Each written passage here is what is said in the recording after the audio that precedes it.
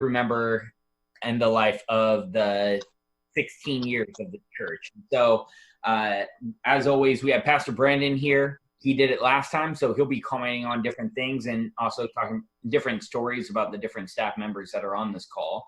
And then I will let Josh introduce himself. So go ahead, Josh, introduce yourself. Right on. I'm Josh Weisbrod. Let's see, I worked at Canyon Creek for 9 years? I think it was 9. That was 1, 2, 3, almost 4 years ago, or 4 years ago, I think it was. Crazy. There was still a dome on that property when I left, whenever that was. So yeah, I did all kinds of stuff. Now I'm in Scottsdale, Arizona, and running a church down here. Yeah, cool. And then Travis. Hey guys, I'm Travis. I was kind of on the planning committee of Canyon Creek Church way back in the day in Modesto. Moved up with Pastor Brandon, helped him start it. Left in 2008 to go do some missions work, came back, and then I left again in 2013, moved to Hawaii, and now I'm working as an EMT for the city and county of Honolulu. That's so cool. He has everyone's dream location to be in Hawaii. Morgan? My name's Morgan. I'm still at the church. Been on staff how long? I think a little over 10 years now.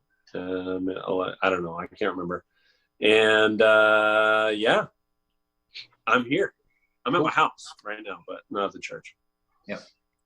And Bills? Well, I'm Brandon. I've been here for over 15 years now. And I am currently sitting in my car because there's construction going on in my office. But excited to see all of you guys. I have lots of Josh, Travis, and Katie Weisbrod stories. And so I kind of wanted to kick it off with Brandon sharing some stories about you guys before you guys share stories about the church. I thought that would be kind of fun.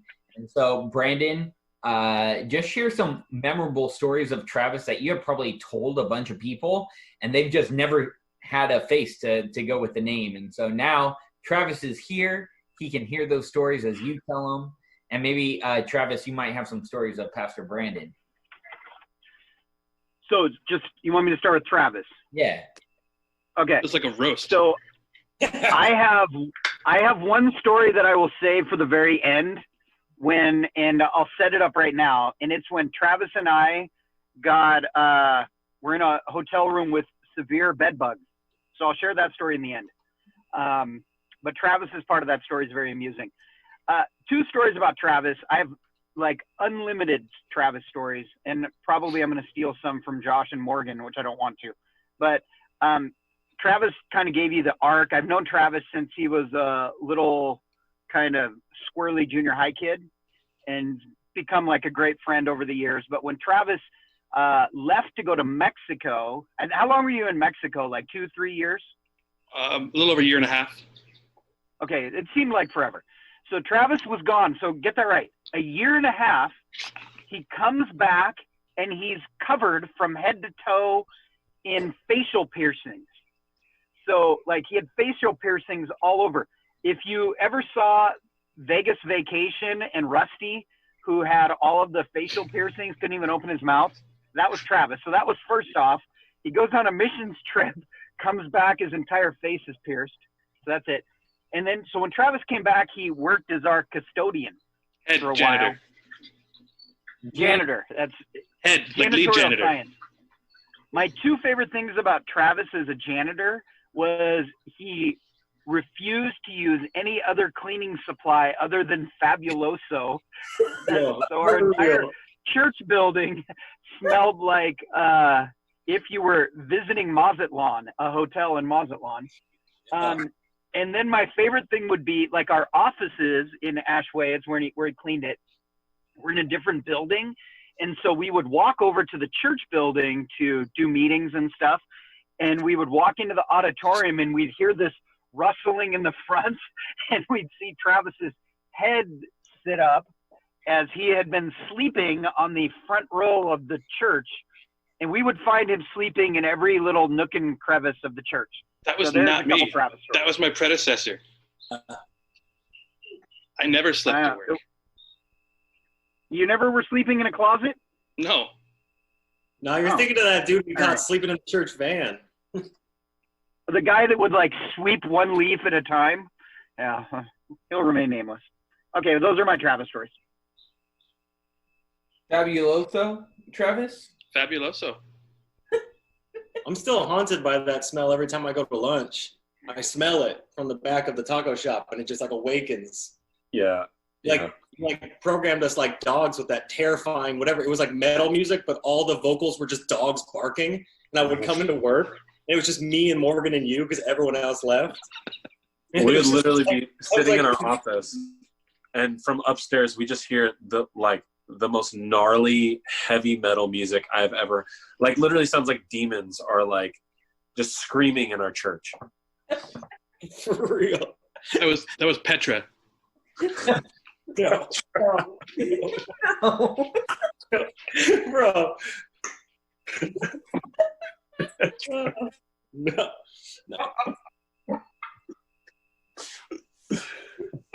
So normally when you hire somebody, they're super appreciative.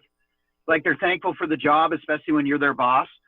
Travis is the only employee. Well, I've had several since then that were willing to be this bold about it.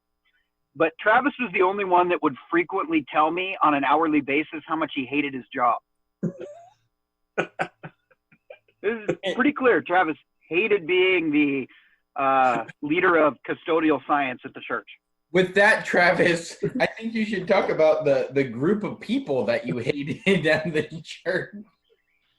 Well, besides everybody, I wouldn't say hated. It was like a deep loathing for the amount of extra work for the MOPS program, because we kept all the tables in that shed like quarter mile away from the church down this gravel hill. So I had to roll them up one by one, set them up, and then take them down at the end.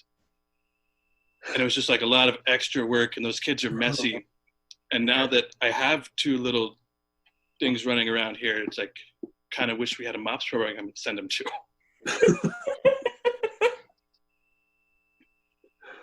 Oh god, I don't think we can put that in the video. So funny. No, that's going in. That better be, or I'm redacting my whole presence in this video. Josh, and talk about something, and just talk about one of your favorite moments or crazy moments being here at well, at that time it was Canyon Creek. Oh man, I'll jump in on a good story of Travis and I, because I feel like it's a good segue here. One time, Travis and I were in Mexico at this place that he ended up going to, and we were playing soccer, and Travis got incredibly zealous. And was it you or I? I was trying to think of this on the way, Travis. Did you or I kick the ball? Was it you? That was me. That was It was because you. there's no control where it went. Yes. Travis kicked this soccer ball like as hard as he could. Just Cristiano Ronaldo lays into this thing, pegs one of those transformer boxes like 40 feet up in the air, and it just explodes. Like there was sparks. You remember this? There was like sparks, and then all of a sudden, no power. Like the whole block had lost power because two gringos had tried to play soccer. And we both look at each other, don't say a word, don't get the ball, and we go running inside. And we like run inside, and someone's like, the power went out, and Travis goes, What happened? What happened? I don't think we ever told anyone, at least till we got back. Oh my The god. power come back on. Oh, it was fast. Oh, I okay. think it was like the next day. For the sake of the story, we'll say it was quick. Yeah. They were without power for a month. Dude, it was like the whole block. Oh my gosh. It was great. Oh, man. That is Here, we've come to serve your community. First step, power out. Yeah, you got to break it down to build it back up. I mean, that's Mission 101. Jesus should be your light. So the real question is, Travis, while you were there, how many times did you knock the power out while you lived there? Oh, I'm going to plead the fifth on that one. Let's just say he can't go back. Yeah. That's why it was only a year and a half. They actually kicked him out. We don't know this. So Morgan, we got to hear from your wife last time about her memorable moments, but how about you share one of your memorable moments?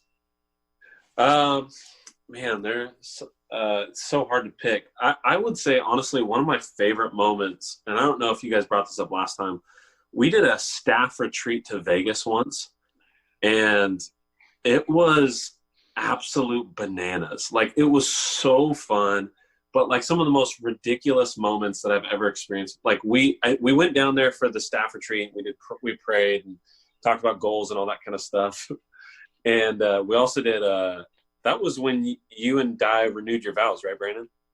Yeah. With the Elvis, we did the drive-in Elvis wedding. Was it that time? Were you there? Yeah. Travis, for that one? I was the maid of honor. Oh, Travis was definitely there. I have a really cool picture of you guys, come to think of it. It had me and Josh and Morgan and Travis. We were all wearing really cool hats. I have a really cool picture of it. You guys were my groomsmen. We all bought fedoras and suspenders. It was the one time I was jealous that I was not on staff when I saw that picture. So that was like 1A story, but this is like 1B story. So part of that was we all had to make goals. And this is kind of a Travis story. I literally will never forget this. We had to make goals for the year. And Travis is serving as the janitor. And he comes on the trip. And, we're going around the circle and everyone's got me. I can't even tell it without laughing. Everyone's got these crazy goals for the year. And it comes to Travis. And he's got them printed out on a piece of paper, like totally official. And his number one goal for the year was a custom embroidered janitor suit with his name on it. Was his number one goal for the year. Was to acquire his name on a janitor suit. And I don't think I think we just ended the meeting after that. I don't think we ended up doing anything else. It's so great. I don't think you ever got that suit, though. I did not. So, Morgan, what was your goal? Do you remember what yours was? I literally don't remember. I don't remember anything from that trip other than that story. And, actually, I remember a lot of funny things from that trip. It was just such a fun trip. We had a lot of people, like Tyrone and Amy were on that trip. Russ was on that trip. There's a lot of that was a long time ago, man. Long time ago. Yeah. Literally haven't been back to Vegas since. Ended on top. Let's finish on top. I got to watch Travis get half naked and Lake George Costanza style on an overpass. And I figured, let's just go out winning. You know how hot that pavement was? I do. Oh, I know now. Yeah. Still got burn marks. Hey, Travis, what story do you have, man? So I'm going to go with the very first trunk or treat that Canyon Creek did, or Adventure Bay Church, whatever it's called now. We just moved back from Modesto, where like Halloween, it's 75, 80 degrees. Doesn't matter what you wear. So I went Magnum PI. I had the short shorts, the Hawaiian shirt that was like unbuttoned mostly down to my belly button, and the fake mustache. And I get out of my car and it's like 12 degrees and it was awful. And there's always like happy kids running around. I'm freezing. And it took me about a half hour until I pulled a blanket out of my trunk and just wrapped myself up and sat there rocking back and forth, shivering. So the next year I planned ahead and I went for the Deadliest Catch guys. And I had the full on rubber wetsuit and hoodie and stuff. And I was super warm, much better. No more Magnum PI. That was everyone coming up from California, because we went as the guys from Lost. Like, there was like 4 of us. It was Sky, Chris Parker, Jay, and I. We all dressed up like the guys from Lost. Lost was in the middle of its first season, I think it was. So like barely anyone knew who it was.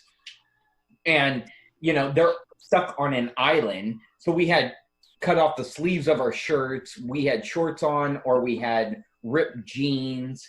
And, I remember freezing like no other, because it was like 15 degrees. So cold. Yeah, I remember that it was that one where we first started having the staff dress up. And so I had a bunch of guys and we all dressed up like lucha libre wrestlers. Never again, because we were wearing shorts, a tank top, and a lucha libre mask. It was so cold. I wish we had pictures from those. Just to watch us all freezing. Not to mention the lighting was really bad, so halfway through people didn't even know who we were. Like so bad. I don't know if this is one that we should be sharing, but this is a Josh and Katie story. So do you remember, Josh, when who were we? We were the Avengers? Is that what we dressed up as? Yep. Definitely. Okay, all I remember is the entire time we were there, like strange old men kept hitting on Katie in her Black Widow outfit. Yeah. I remember when we went down the line and you had Katie be Black Widow, and she was just so pumped about that. I think she went out and bought a cape so the old men couldn't look at her butt.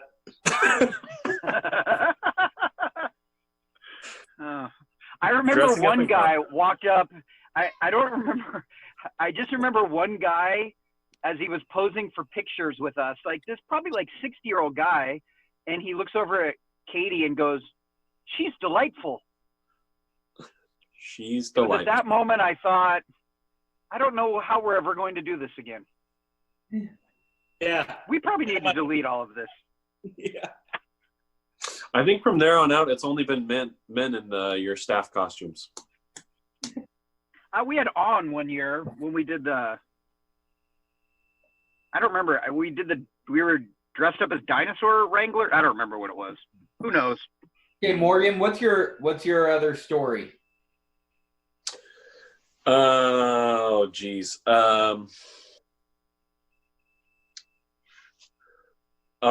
totally drawing a blank. Come back to me. I totally just forgot. I got to look at my notes. Okay, Josh. You know what I was just remembering the other day was when Brandon wanted us to come down, me and the other worship guys to come down to LA to play a special song. So we went on this like road trip. It was me and Lucas McLeod and Flavius, who I've known since like the 5th grade. And we did this road trip and we went down and saw those guys at Fearless in LA.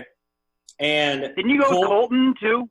Oh yeah, Colton, yes, because Colton had our keys in a bag, or one of them did, and locked them inside this building in downtown Los Angeles, like in kind of like right next to the Fashion District. And so like we go out the building and we can't get into our car, and it's like late at night in like kind of hood LA.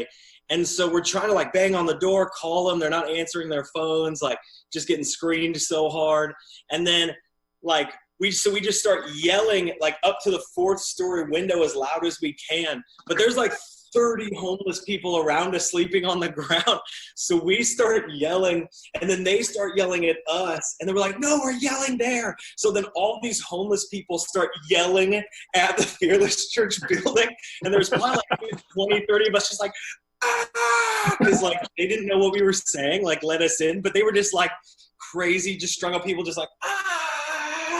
Screaming in this building. Meanwhile, Luke McLeod hadn't even been outside of Washington, so he's just huddled by the car like in a little ball. And I think Flavius had left. I think he went and watched a basketball game somewhere. So it's just a guy and 20 homeless people screaming at this poor church. So finally, I think it was like Sean or somebody opened the window and was like, what the heck? And finally let us in. That was great. That's what happens when you put a bunch of worship guys alone in a car for like 2.5 days.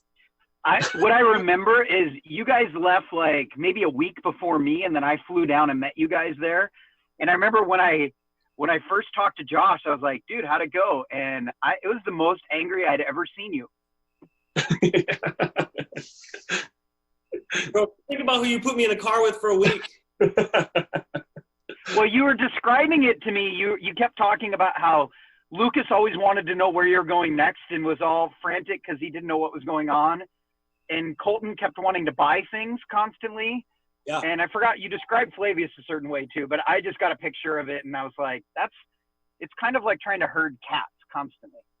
Yeah, now that I have children, I totally understand what metaphor I could have used. It was like, Yeah. can we stop? I need to go to the bathroom. Like, I'm hungry. Can I buy cologne? Like, let's go to the mall. I'm like, oh my gosh, guys. That was Josh's first parenting. Awesome. Travis, who's just Did we lose Curly? Okay, I'll share mine. I remember one of mine. okay. Okay, so back at the Ashway building, we, me and Josh shared this little office that was like pretty much a cellar. It was the coldest. It was like a concrete wall that would like sweat water all the time. And like, so water would just be like dripping down the sides of the wall. I'm pretty sure it was moldy in there. And that's the same office where the electrical panel nearly blew up in my face. It was just the best office ever. And I was gone for like a week one time. I can't remember. I think we just went on vacation somewhere. And there was these two kids in our youth ministry, Max and Brett, who just like, they were just knuckleheads, just pure knuckleheads. And Josh had like won them over, but they were big into like spray painting and tagging things. And so Josh is like, you know, like I totally understand what he's doing. He's like, let me like channel that and use it for something good. Or at least I think that was the intention.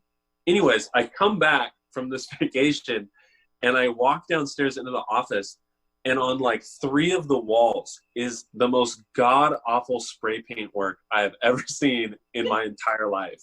And it only progressed worse and worse and worse because they spray painted the cement wall that just dripped water. And so over time, it was just like these weird, ugly pictures of things that had like dripped down, and they were like, it was the worst looking thing I've ever seen in my entire life. Oh, man. But that was our office. We loved it. We had deer heads in that Nothing but the office. best. That's awesome. Hey, Josh, remember when we filmed something for youth over at Brett's house? Do you remember this? We had been filming there all day. We were trying to do this thing where you wake up and you're in a dream or whatever. It was for a sermon illustration. And so we're filming at Brett's house, and he lets us in, and we're filming, and we've been there for probably like 2 hours or whatever. And so we're like, okay, the next scene we have to film in your bedroom. He's like, okay, cool. And so we go into his bedroom, and he starts moving stuff off of his bed, and he picks up one of his hats. Do you remember this, Josh? And all those cigarettes. Just fell out. And he like looks at us, we're his youth leaders. Here's a 16-year-old kid. Cigarettes fall out everywhere, and he's like, and Josh is like, okay. Same kid.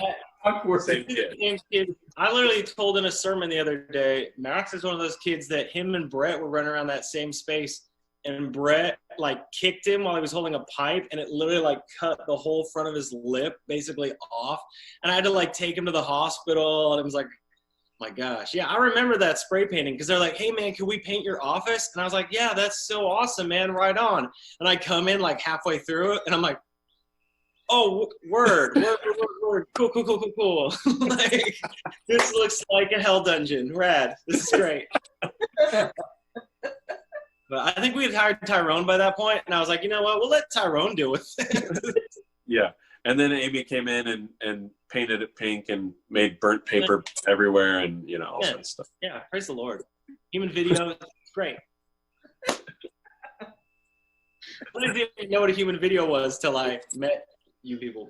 It Oh, was a man. wild experience. Oh, Yeah. you know they did human videos at Cedar Park. Not at the school. Oh. Hey, Travis, so do you have another story for us, man? So I'll go to my janitor days or lead custodian at the church. Please, 'cause- So as you heard, I would play metal music over the speakers. I was usually there alone, or at least I thought I was. And sometimes people would come in looking for something, and it's just this angry death metal playing really, really loud. And they would come in and look terrified. It's always hilarious. Or the Fabuloso. I mean, I cleaned everything really well. I was good at my job that I hated. If you hate something, do it well. Anyway, I would clean it, but I had a spray bottle of Fabuloso that I would just walk around spraying stuff with, so the place always smelled clean. Because it doesn't matter how clean it looks. If it smells clean, you just, in your brain, you think it's clean. So that really worked. I had the keys to everything. So when the Easter candy came in or the trunk or treat candy came in, that was basically my candy jar. Okay.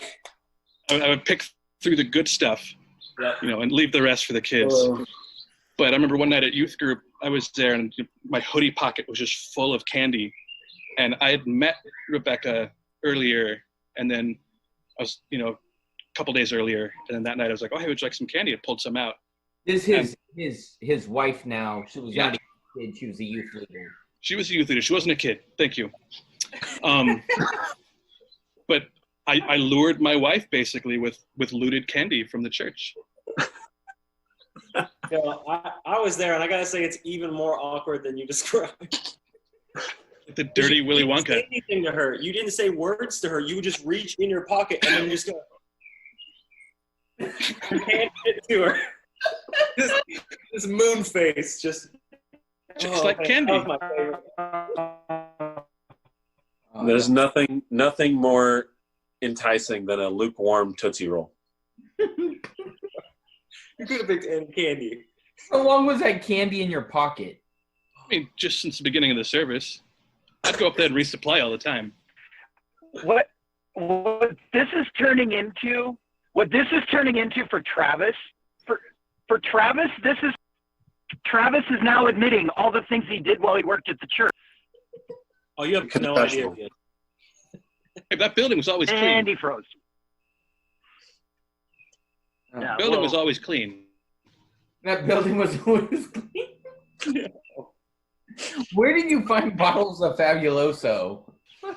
You have to go to like one of the little bodega marts. Oh, okay. A little bodega. Travis is the sole many reasons I want to go back to Hawaii, but I need to see Travis again. Oh, man. Hey, did you get your Mariota jersey, Brandon? Did I what? Did you get your Mariota jersey? He's never going to play. He's your backup quarterback. He's never going to play. Hey, Morgan, so your last story? You gotta Okay, last story. I recognize that none of these stories are like super great moments in the church's history, but they're really funny moments. And that's really what I think matters. So earlier we mentioned the fact that, Travis tried to defend himself that he never fell asleep. I genuinely remember going into the little cubby at the Ashway building. It was underneath the stairs. It's where we kept all the janitorial supplies and the paint cans and all that kind of stuff. And I opened the door to go look for a can of paint. And I'm like rustling around in there. And like, there's the main section, and then behind the stairs, like in the closet behind the stairs, as I'm wrestling around for a paint can, Travis, there's like some rustling behind there. And I'm thinking, oh my gosh, there's like a rat or something. There's something back there. There were. And so I turn on the light, and literally Travis is like, ugh. Like literally just waking up, sitting on a 5-gallon bucket of paint in the cubby of the church, and scared the Jesus out of me. I've never been more afraid in my entire life. I never went into that closet the same way. See, I wouldn't have slept in there because of the rats? Cut out. Did we lose him? This is how he defends himself. He the cuts rats. out. Wait. Oh, because of the rats. Okay, am I back on? Yeah, you're back on. Yeah, like, I wouldn't have slept in there because there were rats.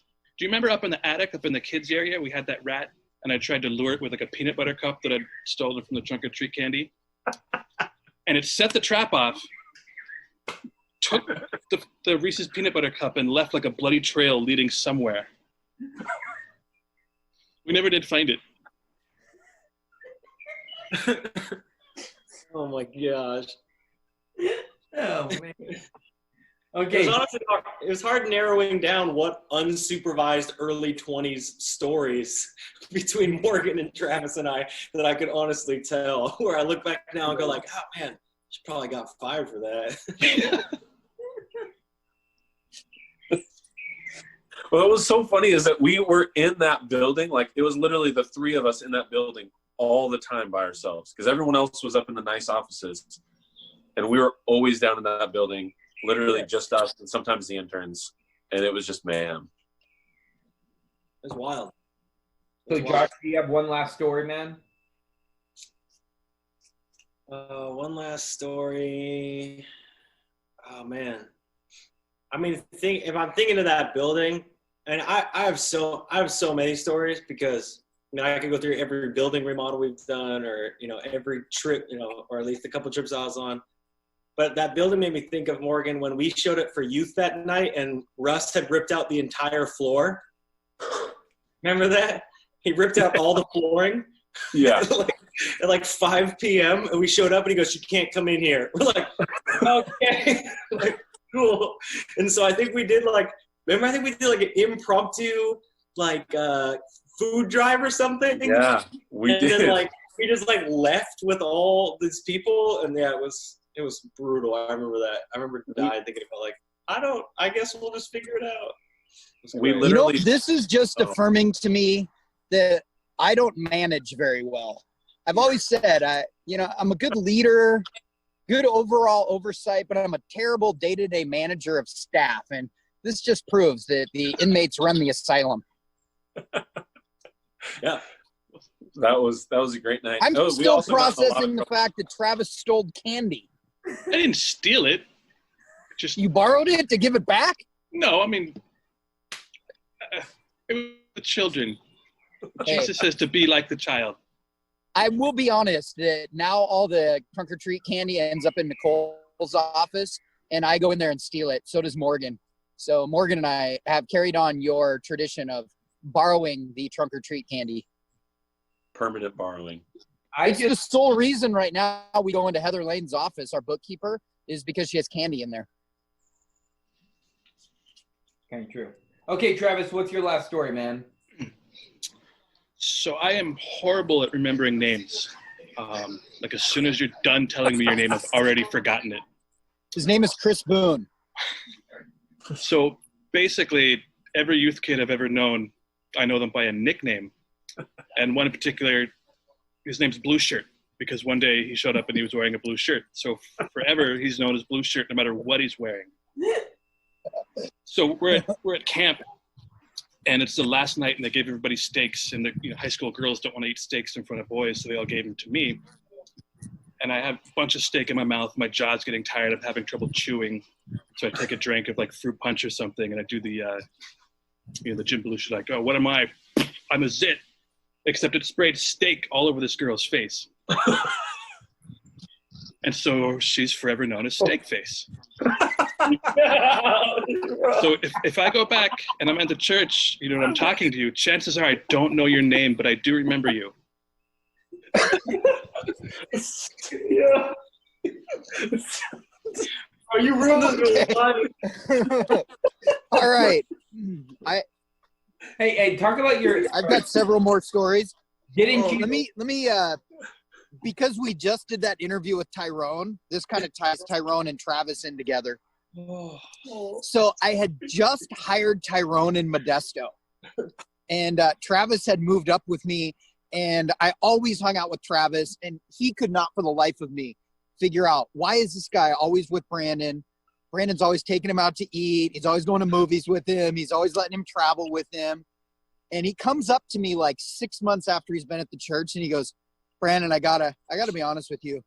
I never understood why you spent any time with that weird Travis guy." He goes, "Then I started hanging out with him and Amy, and he is the weirdest, funniest guy I've ever spent time with, in the perfect Tyrone Rinta type way." Can I share a Josh and Katie story too, or it's more of another Katie story? Yeah. Especially because Katie's not here to defend herself. Oh, good. So Katie is the only staff person I've ever had in history. And at this point, Katie's like my executive assistant, right, at the church. And she was also the pun of every one of my jokes. And I was teasing her in the middle of a member meeting, our big owner meetings that everybody goes to. where I'm inspiring everybody and challenging them with vision and trying to rally the troops. And I would occasionally throw in a little teasing comment to Katie. And Katie stood up in the middle of the whole meeting and told me to shut up. I had a staff person tell me to shut up in an owner meeting. And I think she was applauded. I think people actually applauded her. Sure. Yeah. It actually made her a hero in the eyes of people like Heather Taylor. Yeah. Oh, it's so great. Katie is still to this day my favorite person to prank call. I found her number at her job that she works at down in Arizona, and every once in a while I'll still prank call her. Bro, you guys called the district office of the Arizona network office and left a message in like a kind of questionable accent that then her boss, the superintendent, was like, hey, somebody from Washington called you, and they left you this message. So yeah, I mean, you guys are famous. If you want to plan a church down here, I got some options. I didn't know that part. Bro, it's a recording. I played it on speaker when I was there. My God. That's awesome. Oh, it's great. Well, this has been super fun. Brandon, do you want to tell your bed bug story before we go? Yeah. Hey, I do want to say, first off, we do miss you guys, and we have amazing memories with you guys on staff. And for as great as our church is right now, you guys were keys and helping it get to this point. So we do thank you guys. Appreciate you guys doing this. Last story about Travis. So Travis and I, he helped me with my Fight Pastor stuff back in the day. And so we were always given the opportunity to go to Vegas and different places for fights. And we were staying for a week because we had fighters in 2 different fight cards. And we were staying at an unnamed casino resort that we can't talk about because we both signed non-disclosure agreements in our settlement. So it'll remain nameless. But so anyways, Travis and I stayed at this place. And then a week after we were back in town, I had these bites all up and down my arms. And so I go to the doctor and find out I had severe bed bug all over me. End up going through all of these levels of risk management with that casino and end up getting a big settlement from them on it. And so I went over to Travis in the middle of all this and I was like, Travis, did you get any bed bug bites? And Travis looks down at his arms and he's got like bites all over his body everywhere. And he literally says, oh, I hadn't even noticed these before. Do you remember what you had to go through to prove that you were actually with me on that trip? You had to take pictures of you with fighters to get them to agree that you were actually in the hotel. Well, and we had separate beds. I'm going to preface that. But they said we found bed bugs only on the one bed. We didn't find any bed bugs on the other bed. So how did you get bit unless you were in the other bed? It's like, I assure you we were in separate beds the entire time. I can assure you that was true. I love how like we'd travel together and then like we'd be at a restaurant or something and be like, oh, hey, just so you know, we're not together. I have a wife. So do you remember what happened afterwards? So Travis and I got this huge settlement, and part of our settlement was we got VIP high roller status for 1 week back at that hotel. And so we had unlimited food budgets. You remember that? So we would show up at these 5-star restaurants in shorts and tank tops, and Travis was ordering, can I get 3 lobsters for lunch, sir? Well, no, we each got a suite too. We each got our own suite from that. I know. And that was the leadership retreat. Yeah, it was great. What I also remember is I remember that whenever we'd be at these swanky restaurants in our shorts and tank tops, the picture people would always come up and ask us if we wanted to pose together for pictures.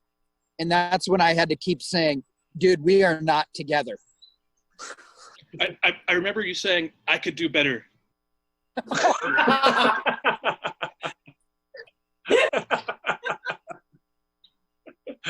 That's so wrong. Oh my gosh. We can't show any of this video.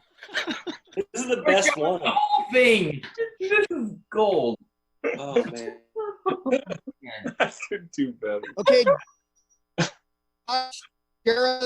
Tell us your favorite so far story of being in Arizona as a lead pastor.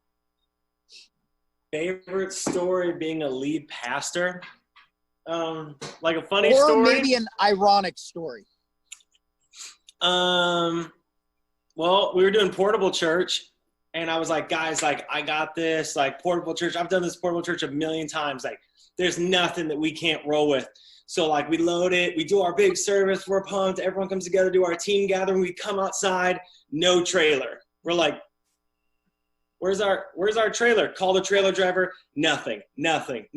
Call. Finally, we're like, remember, it's like 115 degrees. So we load up an entire church worth of stuff into like 30 people's cars, like guests, anybody who was there. We're just like, take this stuff and take it to storage. And so we load it all up. We take it. Then like a week later, we get a hold of our trailer driver, and he's like, yeah, I'm just not coming to the church anymore. I left. Oh, With the trailer? Okay, cool. Huh? Oh my God. With the trailer? Yeah. Oh my gosh, man. Yeah. So that was Oh, wild. church planning. Oh man, it's great. It's so great. Many stories like that. Oh, That's awesome. That's when you ask a guy, okay, I'm totally cool with you leaving the church, but can you leave the next day? For real. Like, leave the day Perfect. after we unload. For real.